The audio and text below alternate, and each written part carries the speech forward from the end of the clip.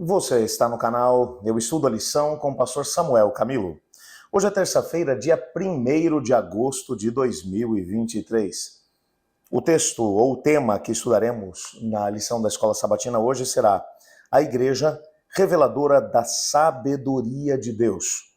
O texto base para o nosso estudo, Efésios capítulo 3, versos 7 a 13, que diz assim: Pela graça e pelo grande poder de Deus, recebi o privilégio de servir anunciando essas boas novas, ainda que eu seja o menos digno de todo o povo santo.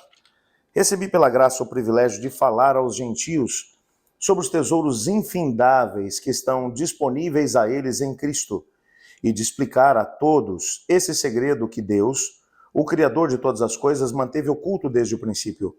O plano de Deus era mostrar a todos os governantes e autoridades nos domínios celestiais, por meio da igreja, as muitas formas de sabedoria divina.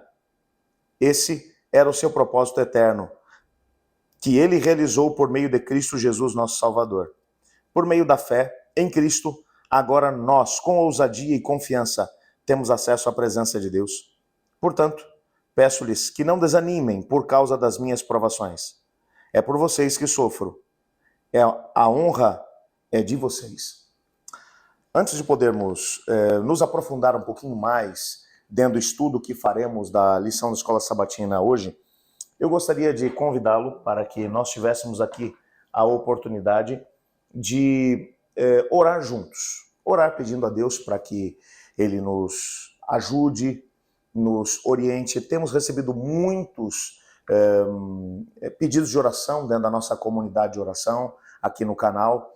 Eu estudo a lição com o pastor Samuel Camilo e eu quero colocar esses pedidos diante de Deus e o convido para se unir a mim nessa oração. Obrigado, Pai. Sabemos que nesse momento, com ousadia, podemos entrar na Tua presença, pois o fazemos em nome de Jesus. E é exatamente por isso que abrimos o coração diante de Ti. Sem qualquer tipo de fingimento, o Senhor sabe exatamente quem somos. Aquilo que também te oferecemos é o nosso coração, um coração cheio de dificuldades, de problemas e lutas, mas ao mesmo tempo um coração que está totalmente entregue nas suas mãos. Assim como nossas lutas, dificuldades, anseios, e pedimos que o Senhor possa olhar para cada uma delas e responder de acordo com a Tua vontade. Pedimos também que fale conosco agora através da Tua palavra, pois em nome de Jesus que oramos. Amém. Nessa parte do nosso estudo, o apóstolo Paulo, ele vai trabalhar aqui alguns conceitos que eu acho que são muito importantes para nós. O primeiro deles, ele vai mencionar como ele se sente diante do chamado que ele havia recebido da parte de Deus para pregar o evangelho, para compartilhar o evangelho aos gentios. Você se lembra que na lição de ontem nós mencionamos que Paulo, ele vai dizer que o evangelho não era criação sua, que ele estava apenas entregando esse evangelho como parte do propósito de Deus ao chamá-lo. E agora ele vai dizer que ele se sentia realmente muito pequeno diante do chamado que Deus havia feito para ele. É interessante que quando você pensa no grande apóstolo Paulo, responsável por 40% do Novo Testamento, um indivíduo com uma jornada extraordinária, plantador de igrejas, não houve nenhum outro homem na história que tenha se dedicado tanto ao evangelho como esse homem, como o apóstolo Paulo. E ele vai dizer que ele é o menor entre todos. Ele se apresenta como apóstolo de Jesus Cristo, porque ele também recebeu um chamado por parte do Senhor, mas se sente o menor de todos. Talvez o que estava acontecendo com Paulo foi aquilo que Ellen White mencionou, que acontece com aqueles que se aproximam de Deus. Há um texto que aparece no nosso guia de estudos hoje, do livro Caminho a Cristo, na página 64, que é uma pérola preciosa. O texto diz assim: quanto mais perto você estiver de Jesus, mais cheio de falta se sentirá a seus próprios olhos, pois sua visão ficará mais clara e suas imperfeições serão vistas em amplo e distinto contraste com a natureza perfeita de Cristo. Quanto mais você se aproxima de Jesus, quanto mais você anda com Ele, tanto mais você percebe quem Ele é e quem você é. Tanto mais você percebe como o pecado, bem como as atitudes pecaminosas que tomamos, são ofensivas aos olhos do Senhor. Talvez tenha sido exatamente isso que aconteceu com Paulo, porque se há uma coisa que a gente pode falar a respeito dele, é que ele andou com Cristo Jesus durante todos os dias da sua vida. Cada momento, pelo menos desde que se encontrou com ele na estrada de Damasco, Paulo nunca mais se afastou do Senhor. Manteve-se o tempo todo segurando nas mãos do Senhor, e isso fez com que ele enfrentasse problemas, dificuldades, angústias, provações, e isso fez com que ele se tornasse um grande apóstolo, apesar de a seus próprios olhos ele se enxergar como o menor de todos. O interessante também é que no versículo 10 ele vai mencionar que esse mesmo mistério que ele estava pregando, esse mesmo mistério revelado agora, o mistério do Evangelho de Cristo Jesus, de que judeus e gentios são apenas um diante de Cristo, que não existe nenhum cristão de primeiro escalão e gente de segundo escalão, no reino de Deus são todos iguais, e que Cristo quer alcançar absolutamente todos, independente do conhecimento prévio que tenham tido a respeito de Cristo Jesus e do seu Evangelho. É claro que o povo judeu, como Paulo mesmo vai trabalhar, principalmente na carta aos Romanos, teve um grande privilégio, porque eles tiveram toda a revelação dos profetas da antiguidade. Então, eles são apresentados por Paulo como sendo o tronco.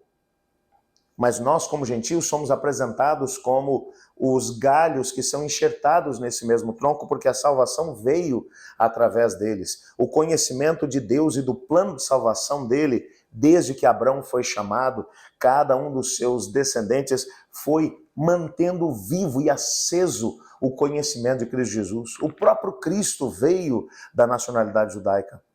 Mas o fato é que em Cristo já não existe mais judeu ou gentil, e que isso é um mistério revelado aos principados e potestades nas regiões celestiais. Claro que, principalmente lá no capítulo 6, depois da carta aos Efésios, o apóstolo Paulo vai explicar quem são esses principados e potestades. Ele vai falar dos dominadores do mundo de trevas. Ele está falando, é claro, aqui de forças espirituais. Existem pelo menos duas interpretações desse texto. Uma delas menciona que Paulo está falando para os Efésios de que os próprios poderes das trevas viam o que Deus estava fazendo através de Cristo Jesus, ao aproximar judeus e gentios e transformá-los em indivíduos salvos pela graça e instrumentos de salvação para outros. Pessoas que anteriormente, principalmente gentios, que viviam nas trevas do pecado, que viviam nas trevas do paganismo, que agora são os principais propagadores de luz por onde quer que se encontram, que isso era uma coisa que chocava os próprios demônios, que observavam tudo isso a partir das regiões celestiais.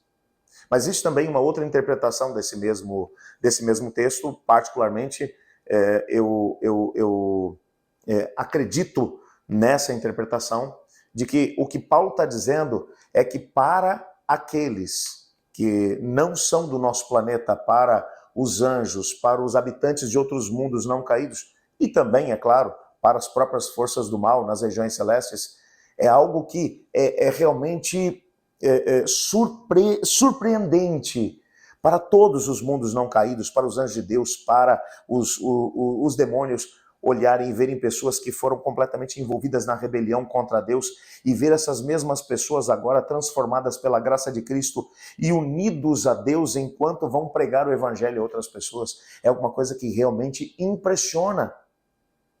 É um dos maiores indicativos de que a graça de Deus funciona.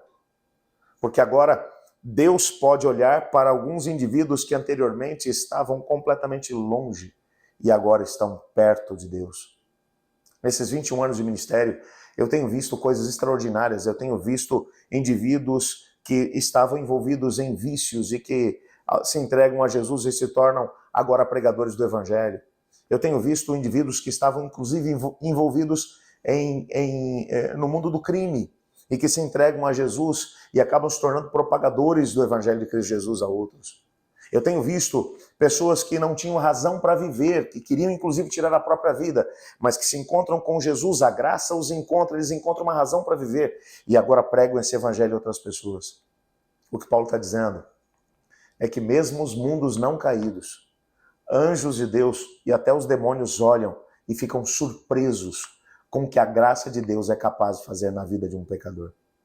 Por isso não existe maior pregação que alguém possa fazer do que a pregação de uma vida transformada pela graça de Deus. De alguém que estava longe e agora está perto.